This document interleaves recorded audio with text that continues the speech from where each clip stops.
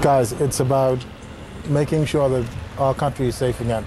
It's about making sure that we stop the killing that's going on in our communities, the killing that we're killing our brothers, our sisters, our children, our mothers and fathers. It has to stop.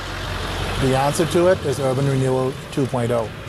Urban Renewal 2.0 will bring the community back as one. It'll bring our children back together. It'll give them something constructive to do.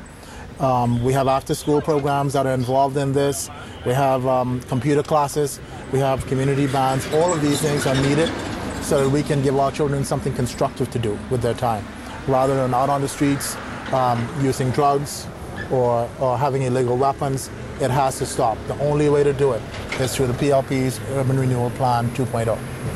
And I think it's important to note that a major plank in the PLP's crime policy is the prevention of crime as opposed to reacting to crime after the fact.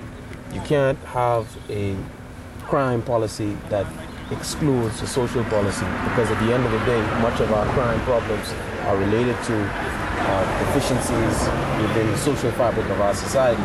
And so the PLP's crime policy involves leveraging the resources of the community in terms of addressing our crime issues. So, for example, we have some of our candidates who've already put forward proposals that talk about having after-school programs, computer classes, marching bands, sporting activities, all of those things designed to, as Arnold has already alluded to, cause for there to be more wholesome, constructive, healthy activities for the young people in particular within our constituencies to be able to do something other than finding themselves engaged in criminal behavior.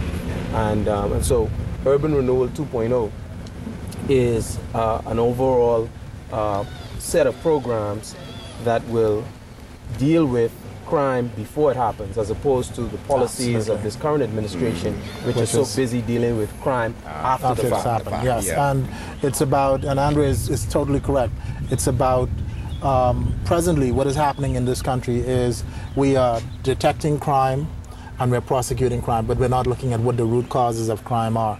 There's a social aspect to it, there's an educational aspect to it. We need to bring these two together so that we can prevent crime. We don't want to detect crime or prosecute crime. We want to prevent crime. Correct. Yeah. All right? And the key to that is PLP's Urban Renewal 2.0 policy. Also, what we need to do is we need to target our young people from high school. We need to get them into courses where they can excel as individuals. Not everyone will go down the road of academia. You have guys who are more technically inclined. So the PLP's plan includes more vocational schools, more vocational programs. So maybe I'm not smart at math or English or science, but maybe I can do something constructive with my hands. The PLP's program includes vocational schools, and vocational courses that will target these young men, so that we can give them a functional education. We can make sure that when they come out of school, they have skills whereby they can get out there and earn a legitimate living. That's the PLP's plan. It's a solid plan. The plan is about bringing hope, about giving hope to the community. It's about giving young people a chance again. It's about putting Bahamians first. It's about making sure that we have a future in this country. That's the PLP plan. I'm excited about the plan. I'm sure Andre is as well. Absolutely. Absolutely. And I think, sorry, so go ahead, sir. Preston, I hear you be talking about the 2.0, the Urban Renewal Plan. What I want to know, as we going back into school, you know, we have all this problem with this going on in school. Remember the offer system used to be in school. How does the 2.0, the Urban Renewal Plan, will affect the schools? Right. You want to go ahead? Yeah, well, as you know, it was the PLP's plan that brought school policing into our schools. A part of our plan is to go back at school policing. The PLP would like our schools to be safe for our students and our teachers. The only way we can do that in these times are to ensure that we have policemen on the ground looking after our children and our teachers. In those type of safe environments, people learn better, teachers are comfortable teaching. So definitely, school policing is a big plank in what we plan to do. And I think another thing too is that the Progressive Liberal Party is the party of National Youth Service. And we recognize that there has to be a greater thrust to building character within our young people. Because again, we recognize, and as you can tell with the new candidates that the PLP is bringing forward, we are about bringing about a new generation of leadership in politics. But at the same time, we are also about bringing about a new generation of leaders in our country. It's not just about politics, but building a society that is inclusive of all sectors. And so National Youth Service will be a major plank.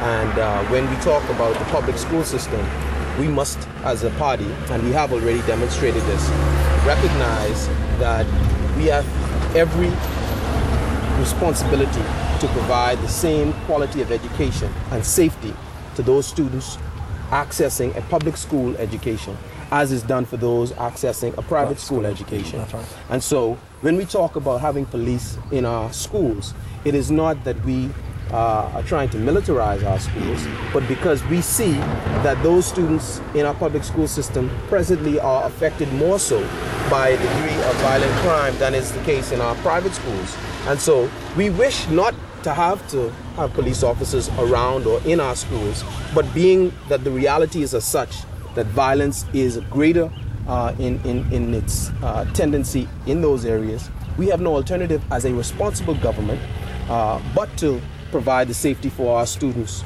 who cannot afford to go to those private schools. That's correct. And the Progressive Liberal Party will not be negligent in its responsibility of protecting the citizenry of the Bahamas, because any country finds that the responsibility of securing the borders for the citizens that live and reside within is the responsibility of the government of the day.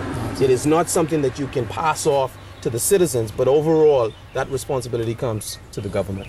Yes. Okay. Oh, you had a question? And a question, yeah. I know the depletion of our moral society doesn't start from without. It's a problem that it is from within. And before we can correct our communities, I think what we need to do first is correct the family structure. Is the Progressive Liberal Party has anything in place to help structure the family structure? Because remember, everything starts from within the homes, and then it venture out into the streets. Mm-hmm. Do we have a policy in place to kind of curb the family, to bring them more together? Because there seems to be a generational gap between between generations. And as a result of that, it seems like the youth of this nation now, they're simply mad. They're angry about something. Is there anything in place to curb the family, to address or to help to build the morale within the family? Mm-hmm. So that once we nurture them from within, and when they come out into general society, we have more of a structured person, per se. I just want to jump on that and say this, and then I have Arnold add to it.